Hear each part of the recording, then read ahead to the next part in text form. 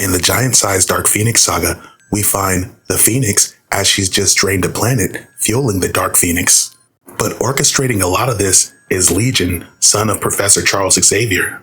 See, Miss Marvel has been battling a time-traveling Legion that's attempting to disrupt the history of the X-Men.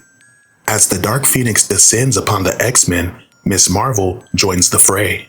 Miss Marvel grabs the Dark Phoenix as she has her back turned, but the power of the Dark Phoenix is way too much for Miss Marvel to contain. As Dark Phoenix breaks free, Scott hits her with an ocular blast, but Dark Phoenix just shirks it off, blasting Cyclops through a tree. The X-Men mobilize as they came a long way since Krakoa, and in their mind, there's no timeline where Scott dies.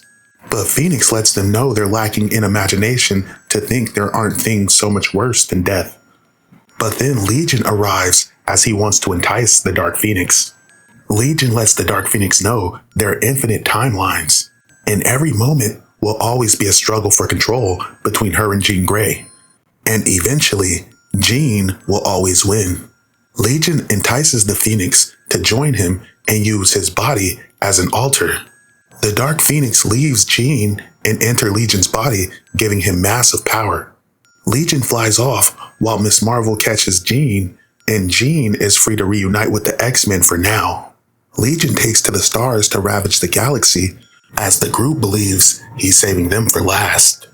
But back at the X-Men mansion, the group finally gets to rest, as Beast wonders if it was all Dark Phoenix that killed those 5 billion people, or if Jean had any part in it.